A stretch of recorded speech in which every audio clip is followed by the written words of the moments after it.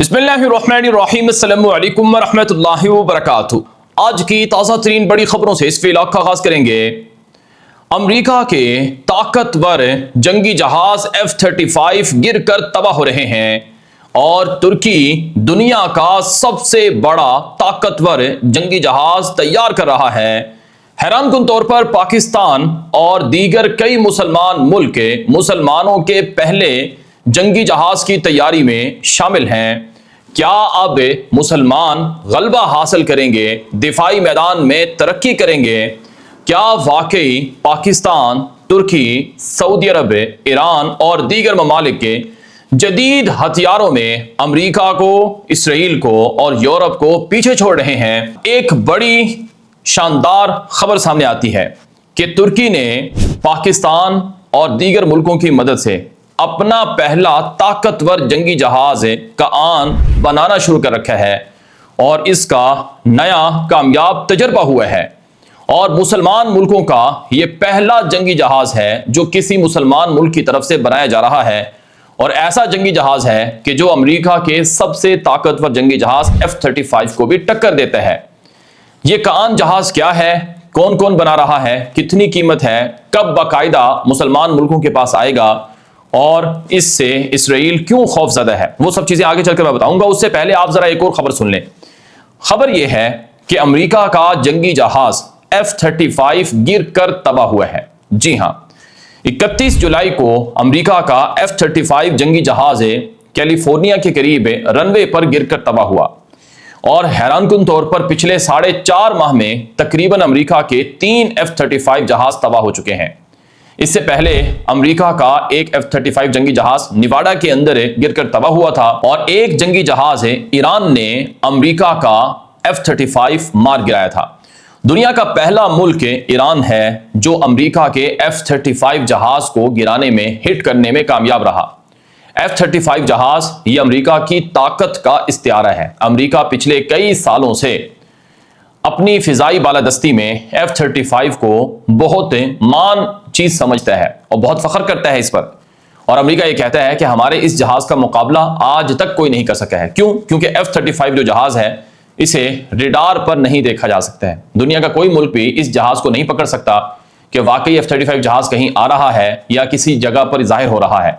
लेकिन ईरान ने वो काम किया था जब अमेरिका के F-35 जहाज को न सिर्फ ईरान ने रेडार पर देखा बल्कि उसको पकड़ा और उसे मार गिराया। ये ईरानी फौज का दावा है मार्च और अप्रैल के महीने में जब F-35 जहाज को गिराया गया था। अब ये जो F-35 जहाज है ये अगरचे अमेरिका का बहुत ताकतवर जहाज है और यही वो जहाज है जिसकी बुनियाद पर इसराइल अपना गुरूर दुनिया को दिखाता है। इसराइल ने F-35 जहाज सऊदी अरब को और तुर्की को बेचने से अमेरिका को रोक रखा है। अभी जो रिसेंटली मुलाकात हुई है 8वीं नेतन्याहू की ट्रंप से, उस मुलाकात में नेतन्याहू ने ट्रंप को कहा कि आप F-35 जहाज सऊदी अरब को ना दें और ना ही तुर्की को दें क्योंकि ये दोनों हमारे दुश्मन हैं। अगर इनको ये जहाज मिल गए तो फिर हमारी बालादस्ती मशरक़ वस्ता में खत्म हो जाएगी।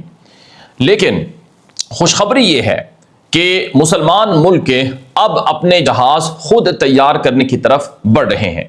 सबसे बड़ी खबर आप देखें कि तुर्की ने कान जंगी जहाज का नया तजर्बा किया है और ये P-1 प्रोटोटाइप टेस्ट है जो रनवे पर जहाज ने खुद चलकर बेहतरीन किस्म का तजर्बा फराहम किया है। तुर्की का जो कान जंगी जहाज है ये अमेरिका के जंगी जहाज F-35 से ज्यादा ताकतवर है। क्यों ताकतवर है मैं आगे चलकर आपको बताऊंगा। अब ये जो पहले तजर्बा हुआ है समझ लें। तुर्की ये जहाज 2010 से बना रहा है, यानी 16 साल हो चुके हैं तुर्की को इस जहाज की तैयारी में। और दुनिया का कोई मुल्क जिसने पहला जहाज बनाया उसकी तैयारी में 20 साल 30 साल तक लगे हैं। अगर आप बर्तानिया को देखें, अमेरिका को देखें, फ्रांस को देखें और चाइना को देखें, रशिया को देखें, ये जो 5 दुनिया के बड़े मुल्क हैं जो जहाज बनाते हैं, ये जहाज बनाने वाले 5 से जो 6 बड़े मुल्क हैं, इन्होंने जहाज की जो पहला इंजन बनाया, पहला जहाज बनाया, उसकी तैयारी में 20-20 साल लगे हैं हर मुल्क को। चीन ने तो बाकायदा 30 साल लगाए हैं एक इंजन बनाने में और एक जहाज बनाने में। और ऐसे ही बर्तानिया, अमेरिका, इनको भी सबसे पहले इजाद करने वाले ममालिक में हैं, तो इनको भी इसी तरह से 20-30 साल का अरसा लगा है। लेकिन तुर्की ने यह सफर 16 साल के अरसे में मुकम्मल किया है और तुर्की अगले 2 सालों में अपना इंजन गोछान भी तैयार कर लेगा جس کو بنانے میں ترکی کو شاید 18 سے 20 سال کا عرصہ لگے گا۔ تو سب سے مشکل کام جہاز کا وہ انجن ہوتا ہے۔ جس ملک کے پاس جہاز کا انجن بنانے کی طاقت آ گئی، سمجھو وہ جہاز ہر طرح کے بنا سکتا ہے، کیونکہ انجن بنانا بہت مشکل ہے اور انجن بنانے میں کئی دہائیاں لگ جاتی ہیں۔ تو دنیا میں اس وقت صرف 6 سے 7 ملک ہوں گے شاید جو انجن بناتے ہیں جہازوں کے۔ تو ترکی ایک تو مسلمان ملک ہے، اور دوسرا ترکی وہ نیا ملک ہے جو انجن بنائے گا جہاز کا، کیونکہ اس نے انجن بنانے کا سفر 80% مکمل کر لیا ہے۔ اور یہ جو جنگی جہاز ہے کان، حیران کن طور پر اس جنگی جہاز کے بنانے میں اور اس کے تیار کرنے میں پاکستان کا بڑا رول ہے، وہ میں آگے چل کر آپ کو بتاؤں گا۔ اب یہ جو کان جنگی جہاز ہے، اس کا پہلا تجربہ ہوا تھا فروری 2024 میں، جب اس جہاز نے P0 یعنی جو پہلی ٹیسٹنگ فلائٹ تھی وہ کی تھی۔ یعنی یہ جہاز اس وقت سیکھنے کے مراحل میں تھا اور اس نے اڑنا بتایا تھا کہ میں اڑ سکتا ہوں۔ یہ 2024 کے فروری میں ہوا تھا جب کان نے پہلی پرواز کی تھی، لیکن وہ ابتدائی ٹیسٹنگ تھی۔ اور یہ جو ابھی ٹیسٹ ہوا ہے، یہ رن وے پر ٹیسٹ ہوا ہے P1 کا۔ اصل میں جب جہاز کو تیار کیا جاتا ہے تو اس کے مختلف مراحل ہوتے ہیں ٹیسٹنگ کے، جیسے P0 P1 P2، یعنی پروٹوٹائپ ٹیسٹ ہوتے ہیں جس میں مختلف چیزوں کو جانچا جاتا ہے، ٹیسٹ کیا جاتا ہے۔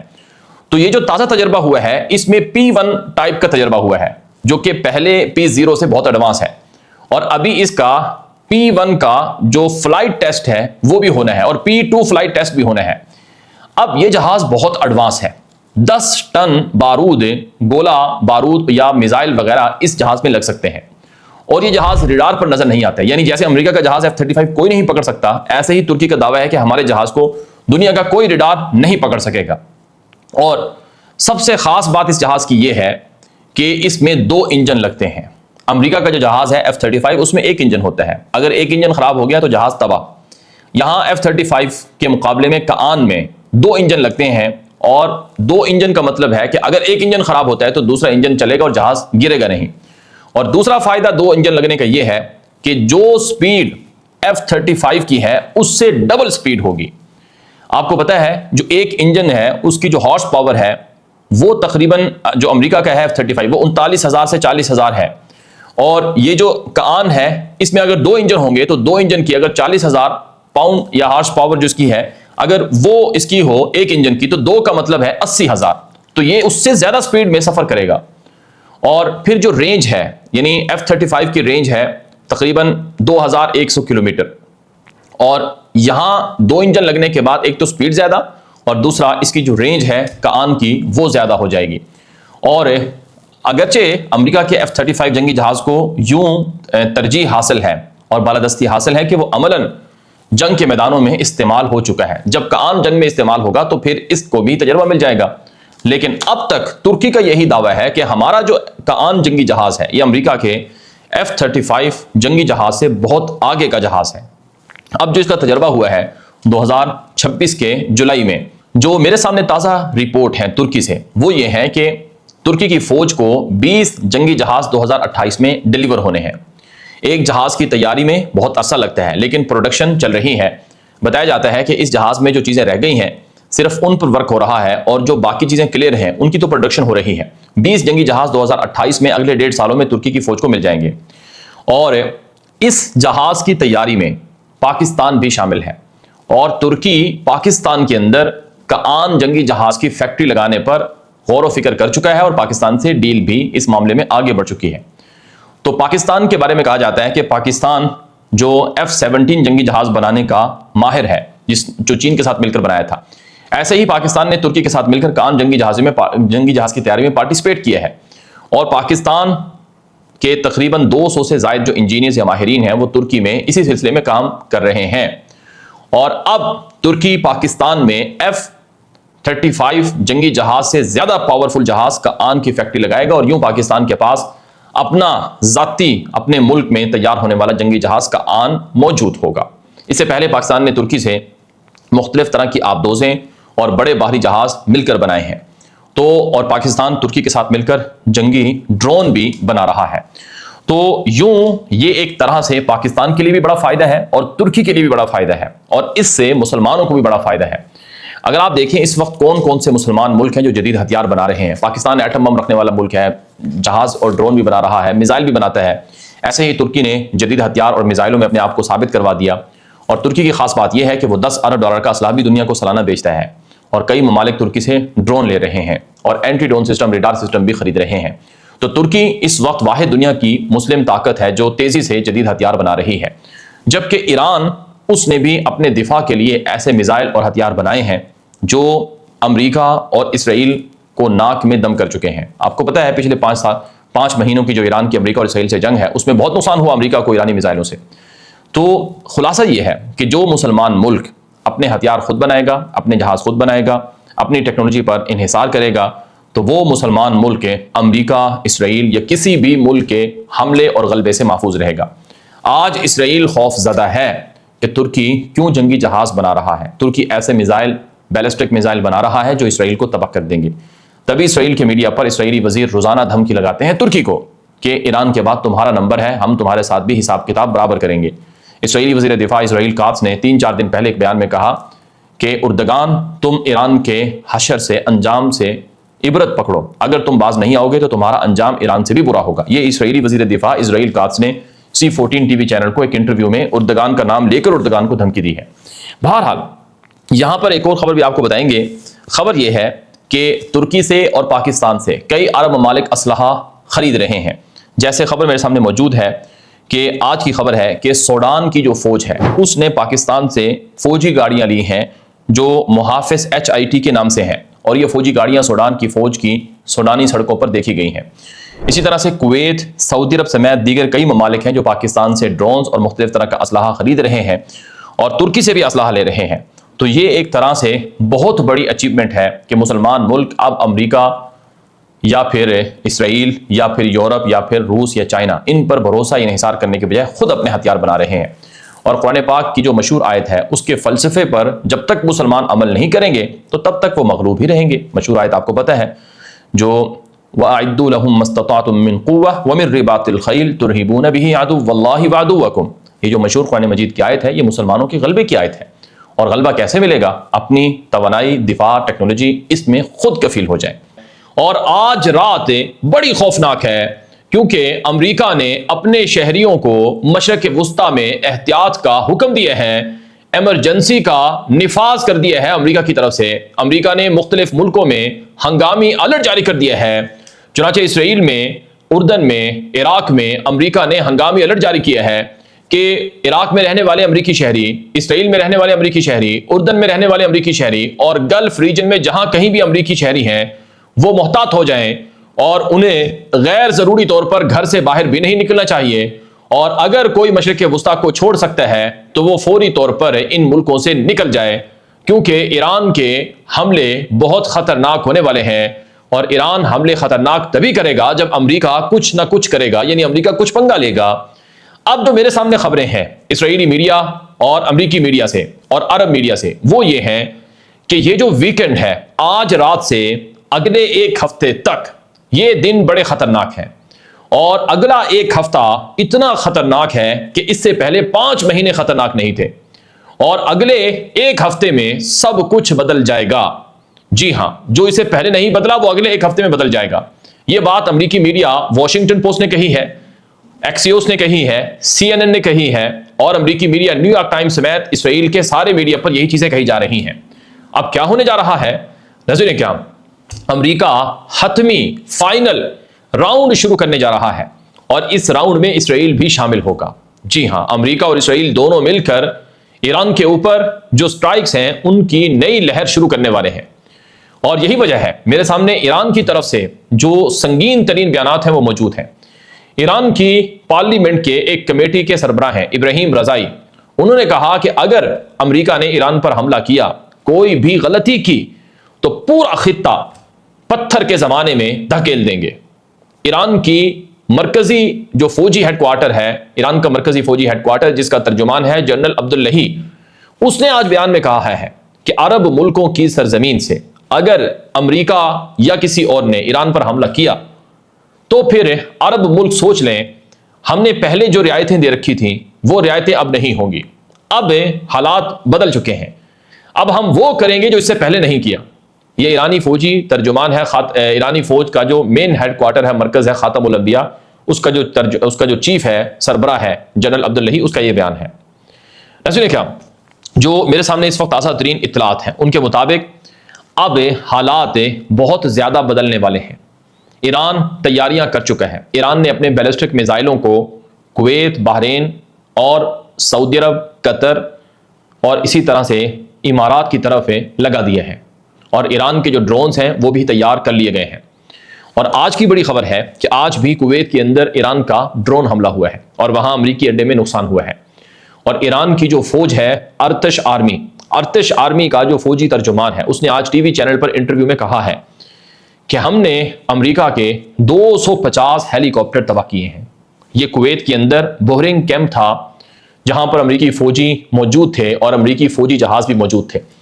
اس امریکی فوجی اڈے پر کیمپ پر بمباری میں تقریباً 250 امریکی فوجی ہیلی کاپٹرز یا تباہ ہوئے ہیں یا شدید متاثر ہوئے ہیں. یہ ایرانی فوجی ترجمان کا آج انٹرویو ہے. اور اسی طرح سے ایرانی فوجی ترجمان نے کہا کہ اب ہم ایسے ڈرون استعمال کر رہے ہیں جو اس سے پہلے نہیں کیے تھے، اور یہ ڈرونز بڑے ایفیکٹو ہیں اور یہ اسرائیل تک 2000 کلومیٹر تک بھی جا سکتے ہیں، اور یہ اردن کے امریکی اڈوں کو بھی تباہ کرنے میں استعمال ہوئے ہیں. ان ڈرونز کے حوالے سے دنیا کو ابھی کچھ بھی پتہ نہیں ہے، لیکن اگلے چند ہفتوں میں ہم یہ ڈرونز دنیا کے سامنے تمام جو اس کی اسپیسیفکیشنز ہیں ان کے ساتھ بتائیں گے کہ ہم نے کیسے کیسے ڈرونز بنا رکھے ہیں. یہ ایرانی فوجی ترجمان کا انٹرویو ہے. دوسری طرف ایرانی فوجی ترجمان نے اپنے بیان میں یہ بھی کہا ہے کہ قطر کے العدید ایئر بیس پر بھی، امریکہ کے اڈے پر بھی ایران نے بمباری کی تھی اور اس اڈے کو بھی شدید نقصان پہنچایا تھا. اور اس اڈے پر بمباری کرنے والے ایران کے 3 پائلٹس ابھی بھی لاپتہ ہیں، کیونکہ 2 جہاز تھے جو قطر کے اڈے پر بمباری کے لیے بھیجے گئے تھے. ان 2 میں سے جو 2 جہازوں کے جو پائلٹ تھے وہ واپسی پر امریکہ اور قطر کی مشترکہ کارروائی کا نشانہ بنے، جس کے نتیجے میں وہ دونوں جہاز تباہ ہوئے اور ایک پائلٹ کی لاش مل گئی، لیکن 3 پائلٹس ابھی بھی لاپتہ ہیں، ان کی لاش نہیں ملی. یہ بات ایرانی فوجی ترجمان نے کہی ہے. اس کے علاوہ آج کی ایک اور خبر یہ ہے کہ ایران کے اندر امریکہ کی بمباری اور امریکہ کے زمینی آپریشن کا خوف ہے، اور ایران کے اندر پارلیمنٹ کے اندر یہ بات کہی گئی ہے کہ وقت آ چکا ہے کہ ایران کے حکومتی نظام کو اور ایران کے حکومتی ڈھانچوں کو پہاڑوں کے نیچے غاروں کے اندر منتقل کر دیا جائے.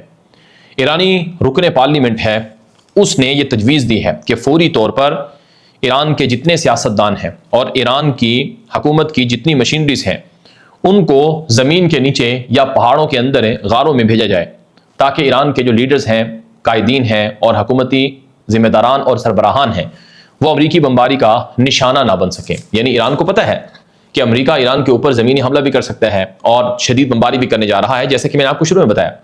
اسی وجہ سے اب پہاڑوں کے اندر، غاروں کے نیچے ایران کی حکومت کے لیے نئے دفاتر اور نئے انتظامات کیے جا رہے ہیں، تاکہ صدر کو، صوبوں کے گورنرز کو، پولیس آفیسرز کو اور باقی لوگوں کو غاروں کے اندر بھیجا جا سکے. بالخصوص جو فیصلہ کرنے والے لوگ ہیں ان کو غاروں میں رکھا جا سکے. تو ایران کے اندر اس حد تک تیاریاں کی جا رہی ہیں، جس کا مطلب ہے کہ واقعی کوئی بہت بڑی لڑائی ابھی شروع ہونے والی ہے اور کوئی بہت بڑی قیامت ابھی آنے والی ہے. یہاں پر میں آپ کے سامنے ایک اور خبر بھی رکھوں گا. آج کی بڑی خبر ہے کہ وہ جنگ جس کا انتظار تھا اور جس کے بارے میں ہر کوئی خبردار کر رہا تھا، وہ جنگ واقعی شروع ہو رہی ہے. کیسے؟ ایک ایسی جنگ جس میں ہر ملک دوسرے ملک سے لڑے، آپس میں اتنی لڑائی ہو کہ سب کچھ خدا نخواستہ جل جائے. یہ اسرائیل کا پلان تھا. سعودی عرب کو ایران سے لڑانا اور ایران کو سعودی عرب سے لڑانا، تمام عرب ملکوں کو آپس میں لڑانا. یہ وہ لڑائی ہے جس کا انتظار تھا اسرائیل کو، اور یہ وہ لڑائی ہے جس سے خبردار کیا گیا تھا کئی ملکوں کی طرف سے. وہ بہرحال شروع ہو چکی ہے. کیسے؟ ابھی خبر آئی ہے کہ اردن نے عراق کو دھمکی دی ہے کہ اگر تمہاری سرزمین سے اردن پر کوئی حملہ ہوا تو اردن عراق پر بمباری کرے گا. وہ اردن، وہ عراق جو آج سے کئی سال پہلے اکٹھے وہ اسرائیل سے لڑے تھے، آج وہ اردن اور عراق آپس میں لڑ رہے ہیں. اردن نے دھمکی دی ہے کہ ایران کے جنگجو عراق کے اندر موجود ہیں اور وہ عراق کی سرزمین سے اردن پر حملے کر رہے ہیں اور مزید حملے کر سکتے ہیں. اگر حملے ہوئے تو اردن آ کر بمباری کرے گا عراق میں. آپ کو پتا ہے سعودی عرب نے عراق میں بمباری کی ہے، اور جو ایران نواز جنگجو تھے جس میں ایران کے فوجی بھی شامل تھے، وہ بھی عراق کے اندر سعودی بمباری کا نشانہ بنے ہیں۔ یہ خبر آپ نے سن لی ہے۔ اب میں آپ کو ایک اور خبر بتانے لگا ہوں جو کہ بہت بڑی خبر ہے۔ خبر یہ ہے کہ سعودی عرب نے پہلی بار اپنے ملک میں نفیر عام کر دیا ہے۔ سعودی عرب کی وزارت دفاع کی طرف سے اعلان کیا گیا ہے کہ داخلے بھرتیاں کھل چکی ہیں۔ فوری طور پر نوجوان جنہوں نے ایف اے کیا ہوا ہے یا ایف ایس سی کر رکھی ہے وہ فوج میں بھرتی ہو سکتے ہیں۔ جی ہاں، اس سے پہلے کویت نے نفیر عام کیا۔ کویت نے باقاعدہ اعلان کیا کہ ہمیں فوج میں نئے فوجیوں کی ضرورت ہے، نئی فوجی بھرتیاں چاہیے، تو کویت نے اپنی فوجی بھرتیاں اوپن کر دی۔ اب سعودی عرب نے آج فوجی بھرتیاں اوپن کر دی ہیں۔ سعودی عرب بہت بڑی جنگ کی تیاری کر رہا ہے، نئے فوجی بھرتی کر رہا ہے۔ جب جنگ ہوتی ہے تو اس وقت فوجی بھرتیاں ہوتی ہیں، جیسے کہ یوکرین میں ہے، جیسے کہ رشیا میں روزانہ فوجی بھرتیاں ہو رہی ہیں، اور اب تو اسرائیل کے اندر بھی فوجی بھرتیوں پر پچھلے کئی عرصے سے لڑائی بھی چل رہی ہے۔ تو سعودی عرب کو یہ بات پتہ ہے کہ وہ جنگ جو کہ بڑی خطرناک ہے، جو سب کچھ بدل دے گی، وہ جنگ ہونے والی ہے۔ اسی وجہ سے نفیر عام کیا گیا ہے اور نئی فوجی بھرتیاں شروع کی گئی ہیں، اور کویت کے اندر بھی، اردن کے اندر بھی، اور دیگر عرب ملکوں میں بھی اسی طرح کی ایکٹیویٹیز دیکھی جا رہی ہیں۔ سوال یہ ہے کہ سعودی عرب جنگ کی تیاری کر رہا ہے، لیکن کس سے جنگ لڑے گا سعودی عرب؟ کیا ایران سے جنگ لڑے گا، یا پھر یمنی حوثیوں کے علاقے آزاد کروائے جائیں گے، چھینے جائیں گے، یا پھر سعودی عرب اسرائیل سے لڑائی کرے گا، یا پھر سعودی عرب جو عراق سے لڑائی ہے وہ کرنے جا رہا ہے؟ یہ ایک خطرناک قسم کی ایسکیلیشن ہے، اور یہ ایک خطرناک قسم کی لڑائی ہے جو ہونے جا رہی ہے۔